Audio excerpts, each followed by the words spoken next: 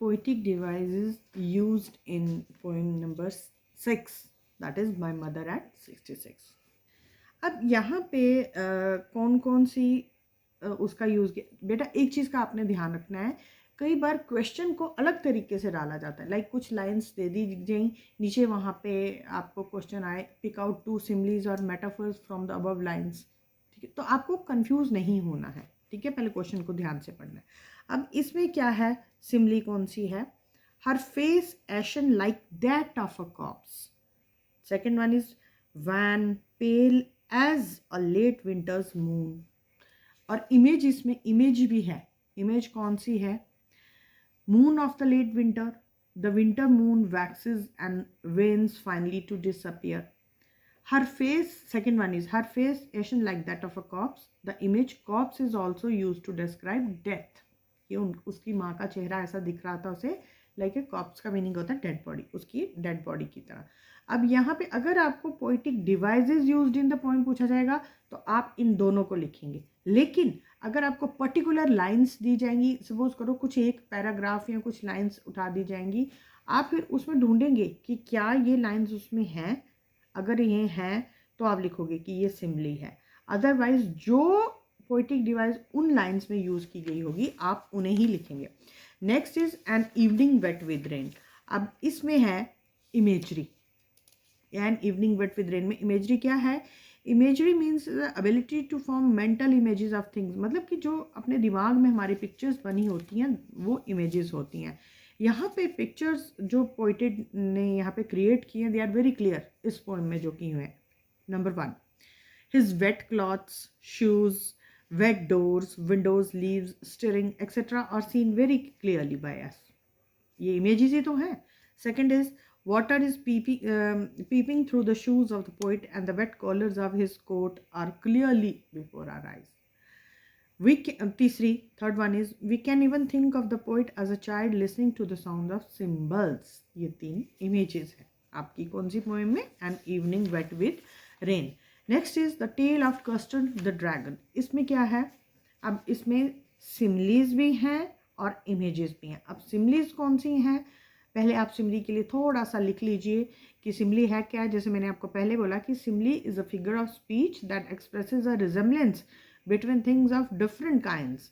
मतलब सिमिली एक ऐसा वर्ड है जिससे हमें दो चीज़ों के बीच में सिमिलैरिटी लगती है, लेकिन एक्चुअली वो ऐसा होता नहीं है। मेटाफर क्या बताया मैंने आपको कि दो चीज़ें जो हैं इकट्ठी एक जैसी दिखाई जाती हैं, words comparison, comparison, are you following me, कि कंपैरिजन होता है मेटाफर कि दो चीज़ें हैं लेकिन हमें एक को दूसरी से ज़्यादा पावरफुल, एक वर्ड को दूसरे से ज़्यादा दिखाना होता है ना। अब यहाँ पे क्या सिमिली है, शार्प एज अ मस्टर्ड, दूसरा mouth like a fire place, अब बड़ा मुंह है, अब जैसा फायर प्लेस वो तो बन नहीं सकता कि, लेकिन वहाँ पे उसको यूज़ किया गया, उसका मुंह ऐसे था जैसे कोई फायर प्लेस, जैसे कोई, जैसे बढ़ा चढ़ा के बोलते ना, वो simile. Third is as brave as a tiger, इतना बहादुर जैसे कि कोई शेर या टाइगर, चीता।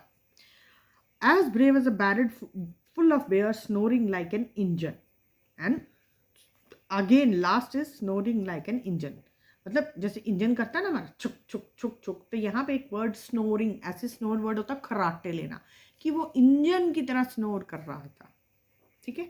तो ये आपकी हो गई सिमिली। अब इमेजेस कौन सी है इस पोएम में, chimneys for a nose, ink and blink, chase line, went at the pirate like a robin at a worm, ink and blink in glee did gyrate. ये जो वर्ड्स है ना, ये लाइंस आपको याद करनी है पोइटिक डिवाइसेस लिखने के लिए, ठीक है।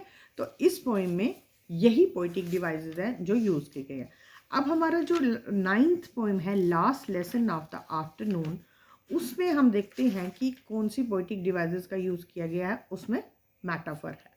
मेटाफर क्या है, एक आ गया माई पैक ऑफ अनरूली हॉर्न्स। अब बच्चे कुछ पूछते हैं कि मैम एक्सप्लेन करना है, बेटा एक्सप्लेन करोगे, मिठाई में जितना ज़्यादा मीठा होगा, गुड़ डालोगे, चाय में जितनी शक्कर डालोगे उतनी ज़्यादा मीठी होगी। जितना आप अच्छा लिखोगे, अगर आपके पास टाइम हो आप उसे भी एक्सप्लेन कर सकते हैं, बट आपको टाइम भी तो अपना मैनेज करना है। अब जैसे माई पैक ऑफ, आप लिखो मेटाफर मेटाफर कौन सा, डैश डालो, माई पैक ऑफ अनरूली हाउंड्स। अब माई पैक ऑफ अनरूली हाउंड्स को एक्सप्लेन करना चाहो तो मतलब टीचर पे ज़्यादा इम्पैक्ट पड़ता है चेक करने वाले का। लाइक ये it is used to depict his indiscipline and uncontrollable students. ये मेटाफर एक्सप्लेन अगर आप करना चाहो। Second is my last year fuel of life. ये क्या है, it is used to depict the energy और नॉलेज ऑफ अ टीचर। ठीक है, last poem of your syllabus from I explain a few things में अगर आपको पोइटिक डिवाइसेस का पूछा जाए और क्वेश्चन ही डिफर कर दिया जाए, pick out images used by the poet to describe peace and war in the poem, तो यहाँ पे आप कैसे लिखेंगे, the images used by the poem in this poem are number 1 with bells, with clocks, with trees. Number 2, the house of flowers. Number 3, a beautiful house with dogs and little children. And number 4, the light of June drown flowers in your mouth. Fifth is the fire, frenzied ivory of potatoes. Sixth is tomatoes multiplied down in the sea.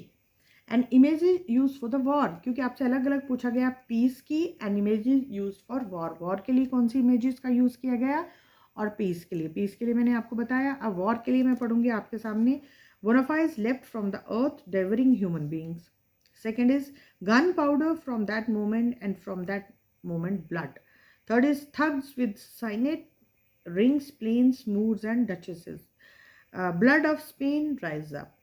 A single wave of pride and knives and blood through the streets. So these are poetic devices. So thank you.